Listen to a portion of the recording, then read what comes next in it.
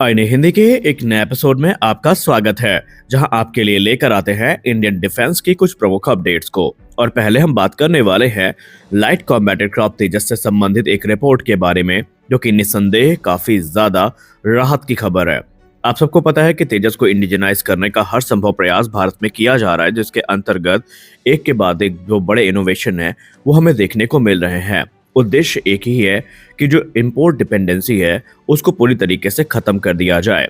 लेकिन जब बात लाइट कॉम्बैट एयरक्राफ्ट तेजस की होती है तो हमें पता है कि बहुत सारे कंपोनेंट ऐसे हैं जो हम इंपोर्ट करते हैं और उन्हें भारत में बनाया नहीं जाता।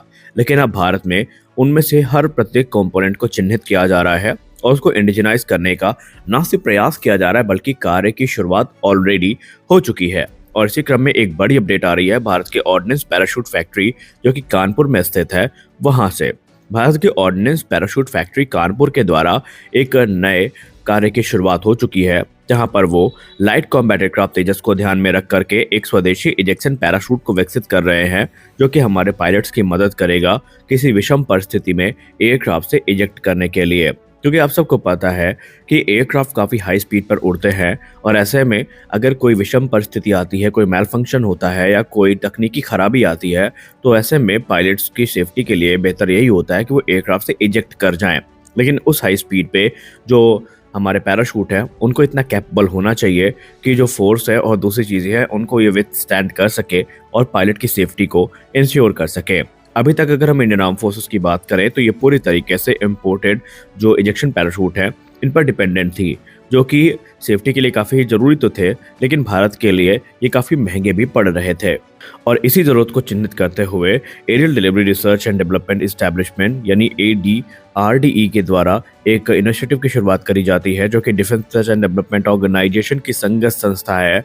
उन्होंने एक पैराशूट सिस्टम को इंजीनियर किया है, जो कि लाइट कॉम्बैट एयरक्राफ्ट तेजस की स्पेसिफिक डिमांड को पूरा करता है। तेजस मार्क 1A 2205 किलोमीटर प्रति घंटे की स्पीड को अचीव कर सकता है और ये 50,000 फीट की एल्टीट्यूड तक उड़ान भर सकता है।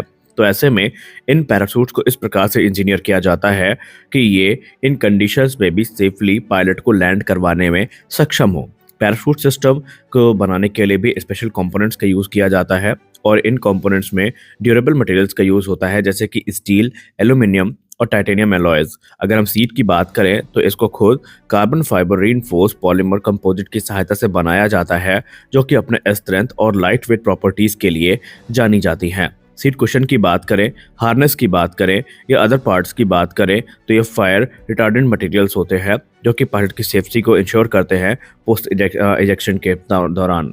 और यही सारी चीज़ों को ध्यान में रख करके लाइट कॉम्बैट एयरक्राफ्ट तेजस की जो इजेक्शन पैराशूट्स हैं इनके लोकल प्रोडक्शन की शुरुआत हो चुकी है। ये इम्पोर्टेड पैराशूट्स की तुलना में न सिर्फ सस्ते होंगे बल्कि ज़्यादा ड्यूरेबल होंगे और ये इंटरनेशनल सेफ्टी और रिलायबिलिटी स्टैंडर्ड्स के बराबर होंगे। जो कोलैबोरेशन ADRDE और OPF के बीच में हुआ है, ये एक सक्सेसफुल पार्टनरशिप होगी और आने वाले भविष्य में न सिर्फ लाइट कॉम्बैट एयरक्राफ्ट तेजस बल्कि तेजस मार्क 2 AMCA और दूसरे फाइटर एयरक्राफ्ट के लिए जो इजेक्शन पैराशूट है ये भारत में ही बनाए जाएंगे। कुछ रिपोर्ट्स तो इस तरफ भी इंगित करती हैं कि भारत में ऑलरेडी जो indigenous ejection seat development programme है इसकी शुरुआत भी हो चुकी है। हालांकि वो अभी कॉन्सेप्ट स्टेजेस में है, लेकिन पूरा भरोसा है कि जो हमने एक आह्वान किया है 100% इंडिजनाइजेशन को प्राप्त करने का, उस क्रम में ये एक महत्वपूर्ण भूमिका निभाएंगे और DRDO के द्वारा बहुत जल्दी हमें इसी क्रम में कोई बड़ी अपडेट देखने को मिल सकती है। क्योंकि तेजस में जितने भी इंपोर्टेड कंपोनेंट्स हैं उनको चरणबद्ध तरीके से रिप्लेस करने का जो इनिशिएटिव है ये ऑलरेडी भारत में शुरू हो चुका है। जैसा कि हम सब जानते हैं कि भारत ने हाल ही में एक बड़ा डिसीजन लिया है और ये डिसीजन है यूरोप के यूरोड्रोन प्रोग्राम को ज्वाइन करने का, जिसके अंतर्गत एक एडवांस ड्रोन का डेवलपमेंट चल रहा है और भारत ने एज एन ऑब्जर्वर इस प्रोग्राम को ज्वाइन किया है। लेकिन जैसे ही भारत ने इस प्रोग्राम को ज्वाइन किया है उसके बाद जो डिफेंस एनालिस्ट हैं उनकी जो बातें हैं वो और भी ज़्यादा अब गंभीर होती जा रही हैं। उन्होंने कहा कि भारत के लिए ये एक गोल्डन अपॉर्चुनिटी है कि जिस प्रकार भारत ने यूरो ड्रोन प्रोग्राम को ज्वाइन किया है उसी प्रकार भारत को दूसरी अपॉर्चुनिटीज़ को एक्सप्लोर करना चाहिए, जिसके अंतर्गत उन्हें अब जो यूरोप का 6th जनरेशन फाइटर एयरक्राफ्ट यानी GCAP प्रोग्राम है इसको भी एज एन ऑब्जर्वर ज्वाइन करना चाहिए। आइए जानते हैं भारत के सीनियर डिफेंस एनालिस्ट ऐसा क्यों कह रहे हैं और इसके क्या बेनिफिट भारत को मिल सकते हैं। दरअसल भारत ने हाल ही में 7.1 बिलियन यूरो के जो यूरो ड्रोन प्रोग्राम है इसको एज एन ऑब्जर्वर ज्वाइन किया है। और ये यूरोप का इनिशिएटिव है जिसके अंतर्गत वो एक medium altitude long endurance unmanned air vehicle को विकसित कर रहे हैं। ये development basically organisation for joint armament corporation यानी ओकार के द्वारा मैनेज किया जा रहा है। और ये भारत के लिए एक टेस्टामेंट होगा कि भारत इंटरनेशनल डिफेंस कोलैबोरेशन को फॉर्म करे और आने वाले भविष्य में इसके सकारात्मक परिणाम भारत को मिल सकते हैं, क्योंकि रिपोर्ट्स इंगित करती हैं कि भारत सिर्फ इसे एक ऑब्जर्वर के तौर पर ज्वाइन नहीं कर रहा है बल्कि तकरीबन दर्जन भर से ज्यादा जो यूरो ड्रोन है आने वाले भविष्य में भारत को ज्वाइन भी करेंगे। लेकिन इस प्रोग्राम को ज्वाइन करना भारत के लिए दूसरी अपॉर्चुनिटीज के दरवाजों को खोल रहा है, क्योंकि यूरो ड्रोन प्रोग्राम की तरह ही भारत को कई बार जो जी कैप है, जिसको आप टेम्पेस्ट प्रोग्राम भी कह सकते हैं, इसको ज्वाइन करने का जो प्रस्ताव है वो मिला था। और ये प्रस्ताव एज एन ऑब्जर्वर ज्वाइन करने का मिला था। यूरोड्रोन प्रोजेक्ट की बात करें तो इसमें बहुत सारे की प्लेयर्स हैं, जैसे कि एयरबस, लियोनार्डो और डसाल्ट एविएशन इस प्रोग्राम में काम कर रहे हैं।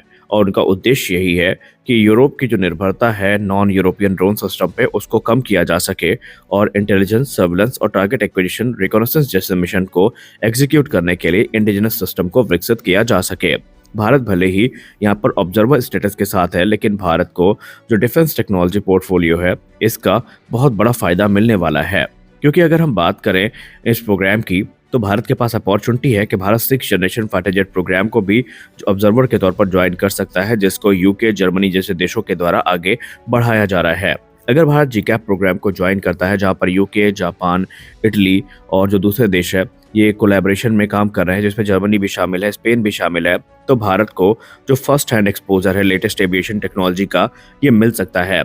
और ये प्रोग्राम भारत की मदद भी कर सकते हैं स्टेल्थ टेक्नोलॉजी को इम्प्रूव करने में, एआई इंटीग्रेशन में, एडवांस सिस्टम के डेवलपमेंट में और भी दूसरे एरिया है जहां पर ये प्रोग्राम भारत की मदद कर सकता है।